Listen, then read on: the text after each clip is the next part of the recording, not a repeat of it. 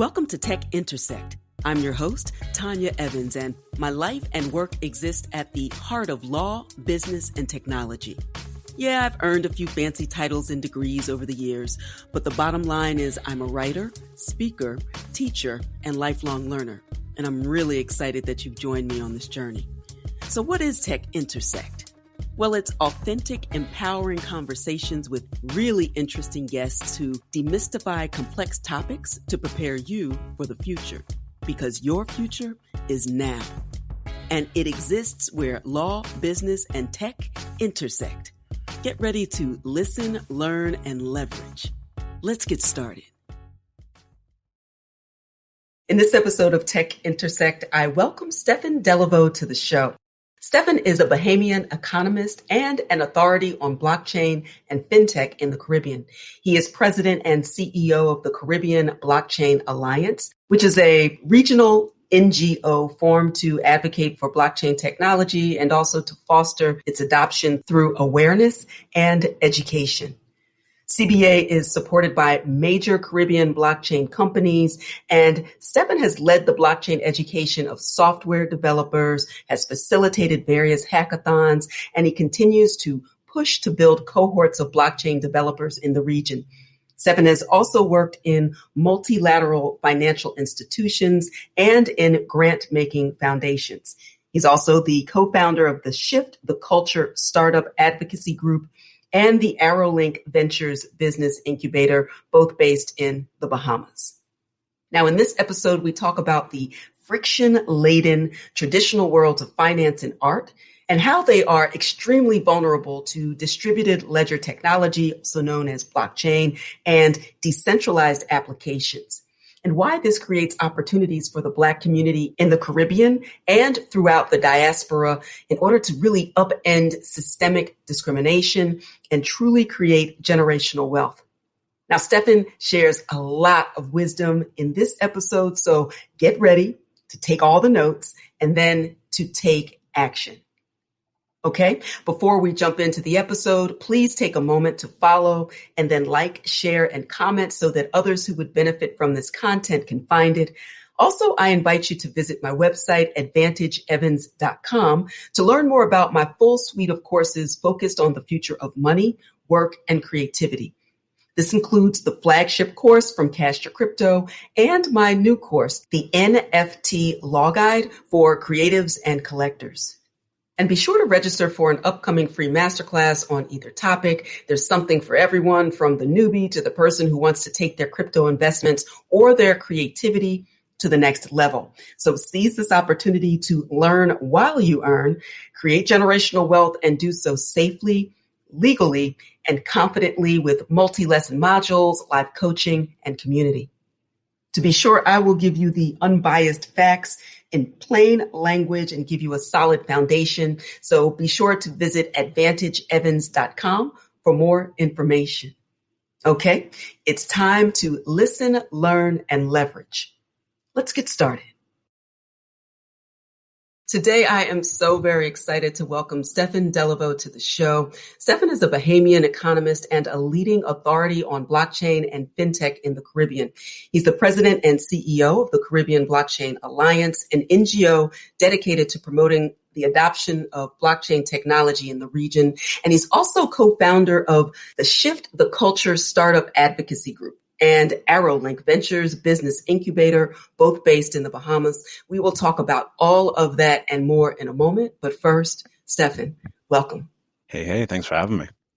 Absolutely. When we had the opportunity to have a conversation, I knew that whatever time we had, it was not enough. And I wanted to pull you over here to Tech Intersect so that we can continue and my listeners could learn more about CBA and a lot of the amazing work that you're doing. And then I want to pick your brain with a couple of hot topics that are all the rage and all the craze right now. But let's begin at the beginning. And even before I ask you about the Caribbean Blockchain Alliance, I have been checking in with all of my guests for the past pandemic-filled year. Better days are ahead. I think that I'm cautiously optimistic about where most of the world, there's definitely countries struggling right now and nobody's out of the woods, except I think for Australia. Now, Australia's on the map if they would actually let an American in.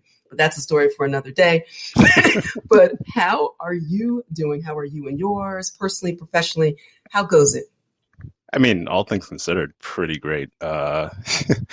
Obviously, a lot of craziness is happening, but for, people in the blockchain space, they're basically in front of the computer or on their phone 95% of the time anyway. So it's been good to just, not have too much distractions, be able to just sit and either focus on work, strategize, and just dive. Like for me, the last year has basically just been diving a lot deeper into the blockchain space than I had the chance or time to before.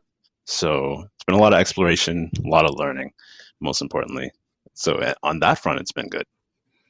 Good. Well, I have had a similar experience where I had the space where I wasn't on a plane every week or driving to and from somewhere, that I got a chance to listen more and sit still. And even despite so much of the anxiety producing moments and realities of this moment, I have me and mine, we have been blessed and doing well. So, and in fact, I'm headed to St. Martin in the not too distant future, where I Really? will disappear for a good 4 to 5 weeks and get my entire life back and then come back fully refreshed. And I love the Bahamas as well. We could talk offline about, actually realize now that I may know some people that because it's a small world. So let's see. We'll play that game after the app. Interesting. Definitely. Excellent. So talk to me about when you first learned about blockchain technology, crypto. What was your path into the space that'll lead us into your work with and formation of the Caribbean Blockchain Alliance? Oh man, that's always always a fun question. So to start off, I mean, this wasn't anything more than slightly trying to figure out what was going on. I think it was either 2011 or 2012 that I first heard about Bitcoin. And I started to follow it a bit, but not really. I kind of thought it was, a toy, a game, or something like that, in terms of something that people would play around with, but never actually be anything serious. I I think because I used to go on Reddit a lot. So I would see like people tipping each other on Reddit and stuff like that. But I figured that was the extent of what it would be. I never really paid any close attention to it. I didn't like buy any or anything like that. Right. So it wasn't until, I should also mention, my background is economics. And post-college, because I graduated in 2012, I got deeper into economics, but also very much into tech. And so being in the Bahamas, if you're, in finance or economics, you pretty much end up in the finance space at a commercial bank or at a investment bank. Right. So I was working in finance, and then that kind of combination of economics and technology that I was kind of paying more attention to brought me into fintech. So I fell in completely in love with fintech, tried to do a few startups. They didn't work out, but that was okay. And it wasn't until it was like 2015 where I started to see that people were talking about blockchain in terms of the fintech aspect. So, banks were kind of looking into it. Other kind of startups were looking into it. And that's when I paid quite a bit more attention. So it was still just like, okay, what is this? What can it do? How many things can it be used for? And I was really intrigued. But it wasn't until maybe a year later in 2016 where I noticed that Bit.com, which is blockchain/crypto company in Barbados, is actually the first one in the region. I found out about them, started looking into them, and I was like, oh, this isn't just abstract to me anymore. This is something that people in my, region, people from an island are actually doing. So that's when I kind of dove right into it, right? So, basically over, let's say, the next year, I connected with those guys, connected with other people in the space in the region. We created a very small community of people who were interested in the space. Because even then, it was like, okay, we don't just care about people who are buying Bitcoin. We want to deal with people who are trying to build in this space, right? Right.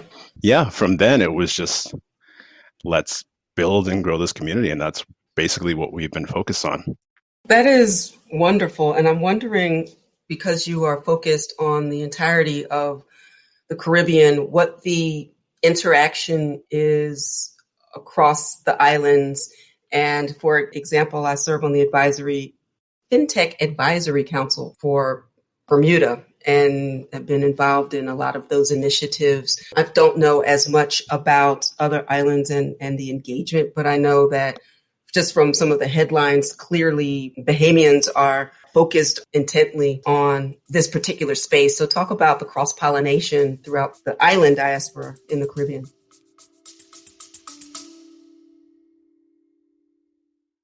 You love listening to podcasts, but have you ever thought about starting your own podcast? Maybe you want to build a brand, grow your business, or are looking for an excuse to talk about your favorite hobby. Whatever your reason for making a podcast, Buzzsprout is the place to start. Since 2009, Buzzsprout has helped over 300,000 people launch their own podcasts. Buzzsprout walks you step by step through the whole process and will give you powerful tools to start, grow, and monetize your podcast. Ready to get started? Click the link in the show notes to get our free step-by-step guide to starting your podcast today.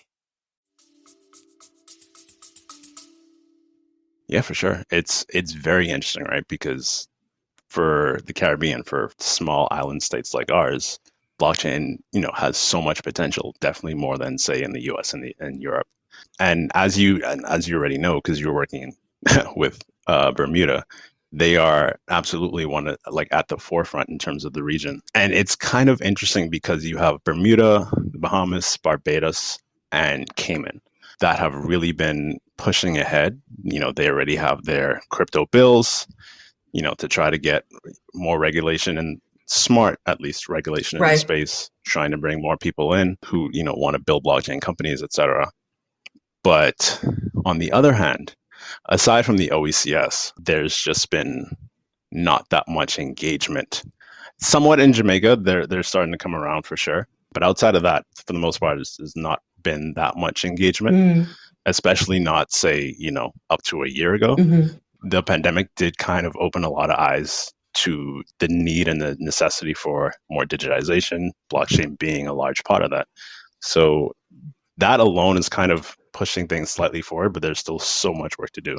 Because at the end of the day, we're happy that some countries are pushing forward, but it needs to be a regional effort. It can't be, piece. Absolutely. So that certainly leads us to a conversation about the CBA. So talk to us about how the Caribbean Blockchain Alliance came into existence. We already know clearly, given your background, that makes you especially well positioned to lead the charge. But let's talk at a high level about what CBA is. And then I want to get in more specifically to each of the three pillars that you are focused on. I mean, to be honest, the kind of journey, the path I explained before, that's pretty much how CBA came to be. So the guys at BIT, especially Gabriel Abed, who's of course Gabriel. It was really just a group of us, and him and I talked extensively about making this happen, and I really wanted to push it. So we just said, let's do it. So it started, again, very small community that kept growing and growing over the years. Now we're at about, at least in terms of like core community, it's about 150 people, maybe a little more than that. All who are either directly or indirectly engaged in the space.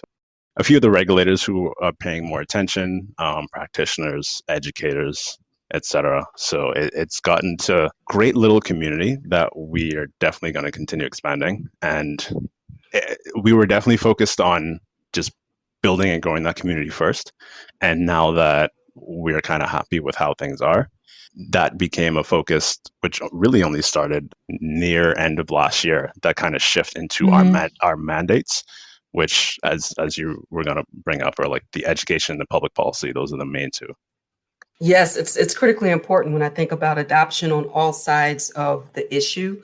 Education and the advocacy that you're doing to affect positive and, as you referenced, smart regulation is essentially important to find that balance between obviously not thwarting the progress of innovation while at the same time protecting consumers. That's always, finding the sweet spot is always the challenge. You don't want hyper regulation or the absence in a vacuum, particularly when you have such high stakes. This is high stakes, high value, the volatility, because we're even, as far as we are into the history of Bitcoin in particular, still relatively early in terms of the nascent stages of how this is built. So critically important to protect on all sides while pushing it forward. So as I think about the three pillars, advocacy, education, the collaboration that you've already described, let's talk specifically about advocacy and education. So You describe it as advocating the use of blockchain technology for both public and private sectors.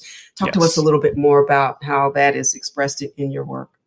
It's interesting because obviously there's a lot of opportunity for the private sector, but especially in the Caribbean, to be able to use blockchain in the public sector, it really is a low-hanging fruit, to be honest, and it would be so much more powerful.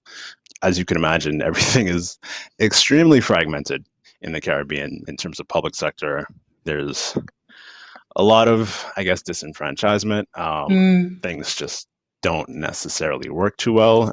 You can be, let's say, if you needed to renew a license or deal with paperwork or something like that, that could be an all-day effort, sometimes even longer. Right. It's just very inefficient. And just the idea of, again, this would be not a small effort, but it is low-hanging fruit. For example, a kind of DLT network, a blockchain-based network that, maybe combines the, road traffic department, where you get your driver's license, maybe your passport, your national insurance, all these things. Because they may be different departments, but it is all government-based, and these sectors should absolutely all talk to each other, and they don't, which is what makes things so haphazard at the end of the day. I should not have to go to each of these individual places to do maybe one or two things. It's very challenging, and it definitely affects our ease of doing business. That's why a lot of people, they love the idea of going to the Caribbean, but it gets to the point sometimes where maybe they stick it out, but maybe they leave because it's just too much hassle, and they're just not, maybe they weren't expecting the hassle, or it's just very different from maybe the US or Canada. And imagine people who live here who, maybe you have to take the whole day off just to deal with some paperwork instead of, a long lunch or something like that. So it's these very small things that kind of add up and affect really the entire economy in harder ways. Yeah, we talk so much about friction in the blockchain space as a matter of moving money, but also facilitating the functioning of government. As you say, it's just ripe for opportunity. It's almost like death by 1,000 cuts. There are these micro friction moments that in the aggregate really do impact the bottom line in a negative way, both in the short term and over the arc of the long term. And if you're playing the long-term game, then removing those aspects of friction that facilitate more effective governance and government, I think that's very powerful. And that would be a real strong precursor to the larger community really taking advantage, because the private sector is going to advance regardless.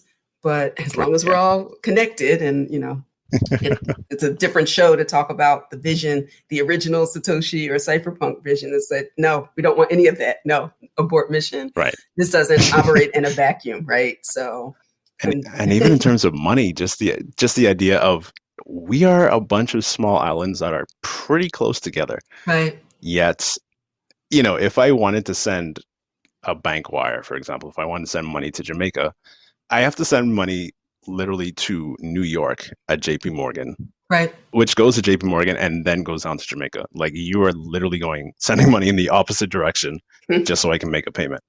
And of course, that not only adds time, it adds fees because they charge you for it. And it makes something that should be easy 10 times harder and 10 times more expensive. And it's the same with like Western Union. They charge you ridiculous fees just to send money. So my favorite aspect about this entire space is that it's meant to take that away.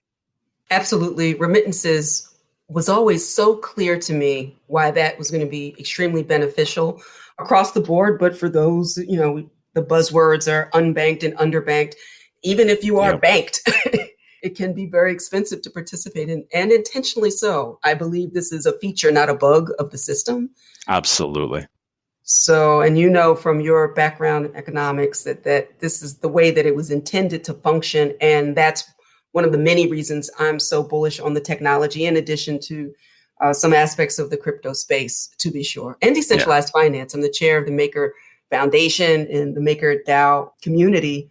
And, just being immersed in decentralized finance and all of the products that will be built on layer one across various blockchains, but certainly in our environment, in the Ethereum environment, there are a lot of crazy projects, but what we will see is some type of bridge between traditional finance and decentralized finance in a way that is upending some aspects of finance. And I'm excited about that. Yeah, the things being built on decentralized finance right now are absolutely incredible. And of course, in the next few months, we're going to see a lot more layer two adoption and involvement. So that's going to be the next step basically for advocacy and adoption, because then people who may be priced out right now, they will actually be able to jump in a bit more because fees will be much lower. And that leads me to education. So now correct me if I'm wrong. From what I gathered from some of the pre-read that I was doing, a lot of the education investment, some of those, the projects that you might be involved in involve software developers within the region in particular, in order to empower them to build their own projects. That's a nice segue from where we were. So tell me about that work. And then in addition, any other educational initiatives that you're involved in? Yeah, and to a large degree, it is largely software developer based, not only, but that's the focus mainly because this is software, this is technology at the end of the day. And if we want to build it, the focus has to be on developers. That's kind of the bottom line. Obviously, we want other people to engage. You need your business people, your economists, your designers and everything. But you have to have that developer basis. Also, just generally because we don't and really have never had that many developers in the Caribbean. There's always a dearth, a small amount. The ones that are there are overwhelmed because everybody wants to hire them, which is good for them. But at the same time, overall, I mean, during the lockdowns, all these businesses realize, they have to get websites. And everyone was bombarding these few developers. And it's like, this is not sustainable. So really, if there's any way we can build developers and then, of course, blockchain developers, that would be extremely powerful. I tell people this, I say it as a joke, but it's not really a joke. I want to build an army of developers in the Caribbean, and it would be incredible. I love that. I just love the imagery of it. Yes, I claim that for the Caribbean for sure, because this is another, if you are a kind of a first mover in the space, because there's so few really around the world, but we're focusing on the Caribbean in particular, that you put yourself so far ahead of the curve that by the time that the majority of people figure this out, you have expertised yourself in a way to make you invaluable and indispensable in an emerging technological space. That is power. Yes. And of course, blockchain developers, I don't want to speak for all of them, but I'm going to go out on a limb and say there are no broke blockchain developers. I know that's right. That's it's hard to do. Like there might be that one person, we don't know, but it's hard to do. Yeah. And the demand is just growing and growing. So we, just in terms of education in general, obviously we do, regular talks. You were on the last one. Mm-hmm. Just kind of, and we've always done like talks, workshops, stuff like that over the years. The last large scale thing we did was actually a few years ago. We worked with one of the developmental finance organizations in the Bahamas to do, this was supposed to be a regional effort, but logistics just made it difficult. So it ended up just being local. We took quite a few developers here. It was about 25. We had them do a BlockGeeks course. So it was mainly Ethereum Solidity. Had them go through that. And then at the end of it, we did basically a hackathon. It was about, I want to say 15 developers that did it and completed it.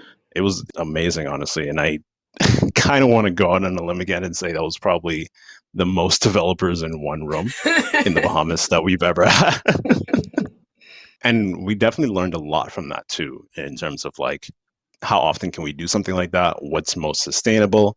And after a lot of tweaking, a lot of figuring out what we're focusing on now, especially going into the school year in the next few months, and this will be the focus throughout 2021 and probably most of 2022, we want to start blockchain clubs at the various universities throughout the Caribbean. Yes. And the idea is basically to, organize these students, bring them into the space. We have partnerships with a few education organizations as well that will help with this, which is great.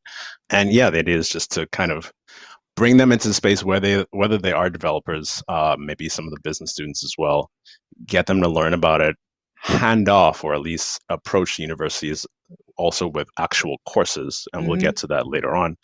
But the core idea right now is just to get these students in the game, pretty much. And there are multiple ways to do it. Obviously, the most official way will be through actual university courses, but there are other kind of programs and platforms that we'll put them on top of so that they can get a lot more hands-on experience. And that's really the idea at the end of the day.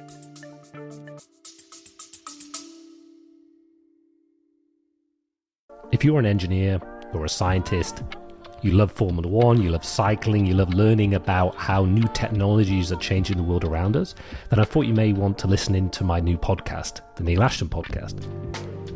We talk to leading engineers and scientists from around the world, hear about their life stories, hear about new technologies, and hopefully educate you and give you a better sense of how key things like machine learning, artificial intelligence, supercomputing are changing the world around us.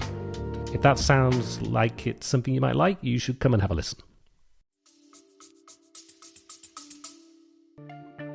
We hope you're enjoying this edition of Tech Intersect. Our conversation will continue in a moment, but first, a word on an exciting opportunity. There's a more cost-effective and time-efficient way to reach your leading-edge learning and earning goals, to put you ahead of the stiff competition in this fast-paced, tech-driven economy. You need skills, credentials, and a fast track to a competitive advantage. You need it now more than ever, and I can help.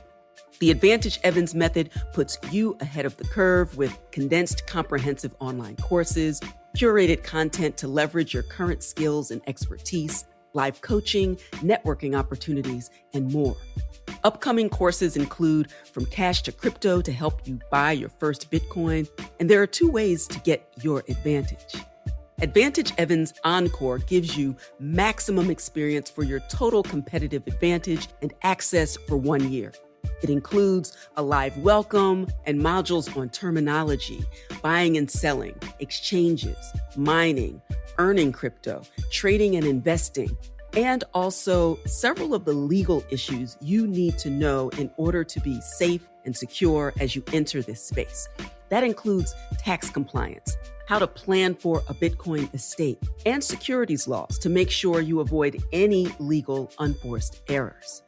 Now, Advantage Core gives you the essentials. It's a short course to give you what you want and the support you need to buy your first crypto in as little as 3 weeks, with access to the information and replays for 3 months. And if you're not quite ready for your Advantage and want a sneak peek to try before you buy, then register for a free masterclass where I share my Crypto 101 success checklist and cover current hot topics in crypto. So there truly is something for everyone, including you, to get in on the fast track and learn and earn in the digital economy. Visit AdvantageEvans.com to get started. That's AdvantageEvans.com. And now, back to the conversation. That's really powerful because it's obviously changing their life in this generation, but this type of education is not a one-time experience that is transformative for them, for their families, and for generations. And I know that you, in the same way that I am, very focused on generational wealth and how to create that. Yeah.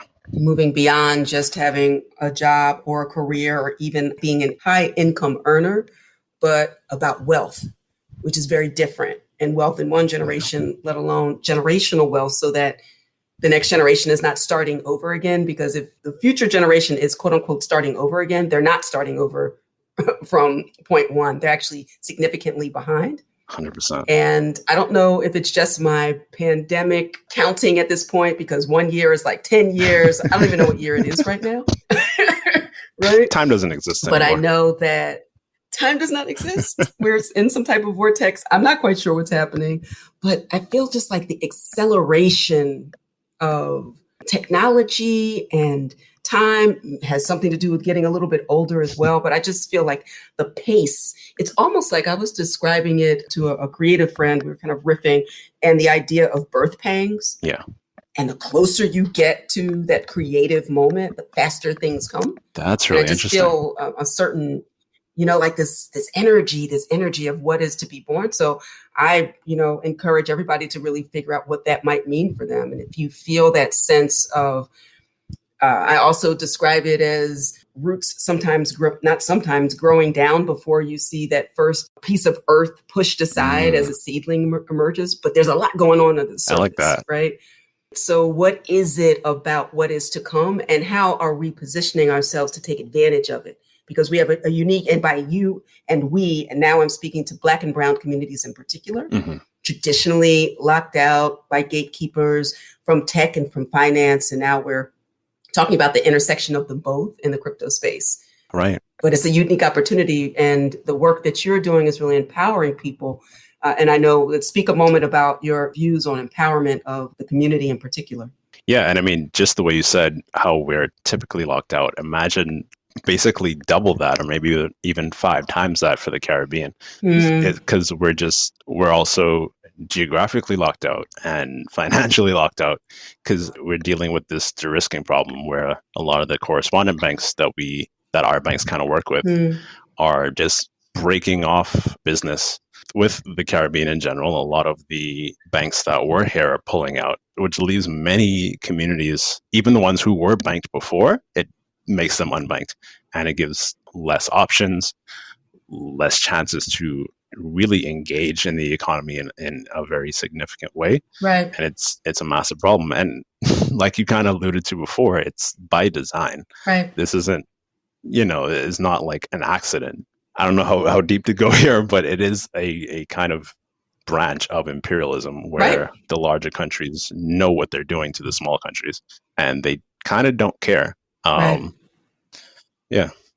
It makes me think of Haiti, and also, it is just to see things play out over the decades and the centuries.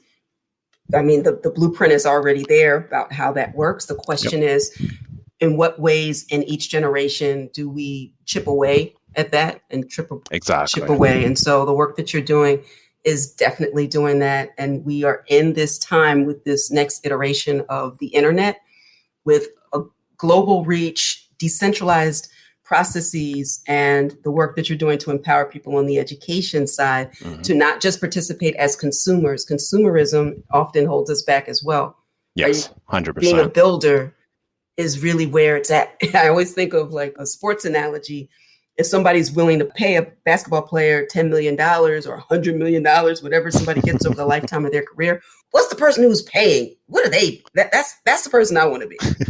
That's money with a capital M. Right. That I'm in a position to pay somebody 10 large. That's saying something completely different. And that's why, I'm really excited to get these students into the game, because if you get these young people into blockchain, it could completely alter the direction that they were going in the best way possible, where, you could have the software developers doing code, building on platforms, building on some of these protocols, getting into, say, the Ethereum Foundation, the Algorand Foundation, all of those. Right. And then at the same time, you have maybe some of the business or finance students diving into DeFi and learning all of this crazy stuff with like AMMs, lending protocols. And say what an AMM is, because some people are not going to know about automated money. Well, I'm not going to say it. You say it. Go ahead. Sorry, automated market makers. The finance people will understand how market makers run and how market makers run in the financial industry, for stock markets, all that stuff. And the idea is you have protocols like Uniswap, for example, where it is, I'm not going to say completely, but is largely decentralized, where, you have the people who are giving liquidity in a, again, decentralized way. And, you have that liquidity in the liquidity pool, and other people can use that liquidity to trade. So there doesn't need to be a bank in the middle. There doesn't need to be, someone to make these trades for you. You're literally doing it as an independent unit, and everyone else is kind of a part of the ecosystem. And, nobody can turn it off. Nobody can say stop right now. Right. And that's kind of what DeFi is in general. It's all these different aspects that are kind of replicating how traditional finance works, but in a way that's completely shut off from the current financial system, in a way that, Goldman Sachs and BlackRock can't just come in and say, oh no, you have to stop this or change the game. Right. The game can't be changed because it's on these centralized networks. Absolutely. And that's why it's so powerful. Absolutely. Absolutely. And it was something that traditional finance balked at, made fun of, and all of a sudden it's like, oh my God, how can I get in? This is what I love about Bitcoin. You know, I guess we have about 19 million in circulation of the 21 million that will ever be in circulation. And traditional finance all of a sudden woke up. Yep. But most of it is either lost on someone's hard drive or already in the hands of the others. And that's exactly it. And I mean, you know, the way capitalism works, the way wealth works is that it does kind of concentrate and centralize. And you can't completely get away from that. But it's so powerful that, like, let's say hypothetically, and this would never actually happen, but let's say BlackRock is able to buy 90% of the Bitcoin in the world, right? Mm-hmm.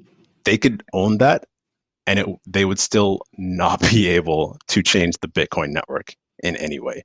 They would still have no actual power. So they would have the wealth, but they would not have the power to kind of force any change or push anything. And I think that's the most important part. So yeah, the you know, we're still in the type of ecosystem where wealth does go to may or not still go to the higher people, but the power is not attached to that. So in this current system, the power is directly attached to the wealth. In the, you know, decentralized system, it's not. And I think that's very important for people to know and to understand, because I do see a lot of hate against the space that's like, oh, you're just making these people rich, blah, blah, blah. And my first question is, who are these people? Because there are a lot of people in the space who did not have any money before. And on the other hand, there is that power aspect that they don't understand. Like, no one can just jump in and control things.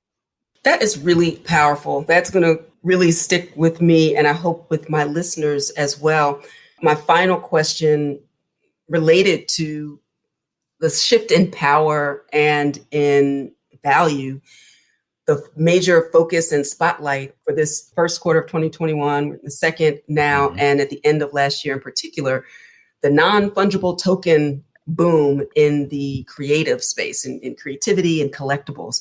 I'm seeing a lot and working with a number of artists who, for the first time, are directly engaging with their community, collectors, investors, doing an end run around the gatekeepers, again, since that's kind of a theme today, of galleries and auction houses.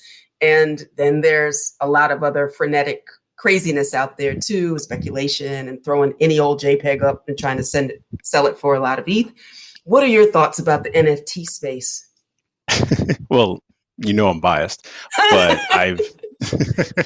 I've literally never been, and to be fair, it's between DeFi and NFTs, but it's mostly NFTs. I've never been so excited about this space, and to watch it kind of build up and blow up.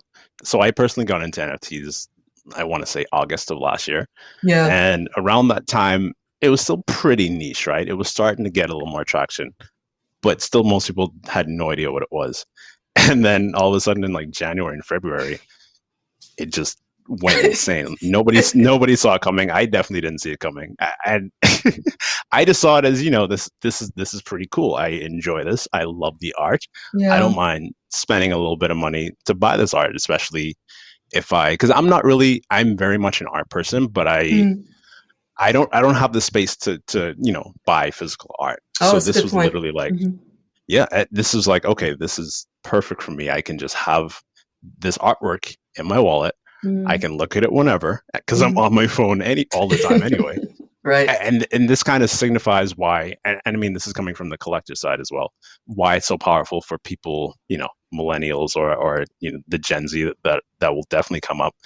It's them understanding what digital ownership is in a really meaningful way. And it's kind of the extension of what Bitcoin and Ethereum, et cetera, did, where you're understanding how you can interact with the space as a person who may not even have, you know, a lot of wealth or what have you. And on the artist side, listen, digital artists, and I didn't even really realize this until I realized it, but not in such a big way until now. They have it so hard. Like, people steal their work all the time. People are Right. like, oh, I'll just download this and run away with it. And they're not really that respected in the art world either. And this is the first time they have some kind of power. They have some kind of ability to rise up with these non-fungible tokens, because now not only can they finally sell their work in a way that's, not based on commissions or not easily stealable, they're also kind of building their own ecosystem where it's not just like an artist and a collector. It's like these artists are maybe getting money from their sales and then turning around and saying, okay, now I'm going to buy this other person's art. And they're building this entire community of people that are funding each other and building each other up. And it's honestly the one of the most beautiful things I've ever seen. It's absolutely incredible. That gave me chills. I love that, because it's the reseeding. It's that we're all constantly talking about the recirculation of dollars within a community to really, the velocity of money and what that looks like. Absolutely. To support this new ecosystem. Ooh, you had a lot of gems today. You had a lot of gems. You had all the gems. Oh, Stefen, clearly I could go on forever. There's so much to talk about. For sure. I always enjoy every time we are connecting, either with our voices or with our thumbs on the Twitters. But this will be the first, but definitely not the last. I'm going to have you come back every so often, and let's see where we are with DeFi, NFTs, and the thing that we don't know yet that will happen next year, that we just don't know what that is yet. DAOs. Okay, right. Definitely DAOs. Well, you had me a DAO, so there's that. All right. Tell the good people how they can stay in touch with you, get to know more about you and your work. And I will also share this information in the show notes. Excellent. So to find out about Caribbean Blockchain Alliance, you could go to our website at cbahub.org, which is cbahub.org. We also we're in pretty much everything: Facebook, Twitter, LinkedIn. Most of the Caribbean Blockchain Alliance stuff will be on LinkedIn. For me personally, you can find me again on everything, but I'm mainly on Twitter, at least in terms of blockchain related things. I'm slowly realizing that I'm going to piss somebody off when I say this, but I'm starting to really hate LinkedIn, and I'm starting to really fall in love with Twitter. And it's like, if you're not on Twitter, you're not even really in space. Agreed. I'm sorry. Right. It's nice if you're an artist to kind of have your Instagram as well, but that is secondary to the primary engagement and community building, and the 100%. Twitter's where it's at. The community is all on Twitter. So you can find me there. You can just type my full name and it'll come up, Stefen Deleveaux. My tag is STEFDELEV for the more direct tag. But yeah, that's where you find me. Excellent. Well, thank you so much, my friend. I look forward to our future conversations, and I look forward to mixing it up with you out there in those Twitter streets as well. Absolutely. And thanks again. Wow. Thank you so very much, Stefen, for sharing your work, wisdom, and mission with the Tech Intersect family. Here are a few takeaways. Now is the time to learn about cryptocurrencies, decentralized finance, coding, building in a Web 3.0 world, and staying ahead of the curve. Things are moving fast, faster with each passing year and month and week and day. So now is the time to advocate, to educate, and collaborate. The future of finance, creativity, wealth, and power is now. So let's go and let's grow. Before we sign off, please take a moment to like, comment, and share this episode and this podcast with your networks. Follow me on social media and let me know what topics you'd like to hear more of and who you want to hear from. All right, that's all for this episode. Until next time, continue to shine. Stay in touch with host Tanya Evans via your favorite social media. On Twitter at Tech Intersect, and on Instagram via the handle Tech Intersect. This podcast has been produced by Stephanie Renee for Soul Sanctuary Incorporated.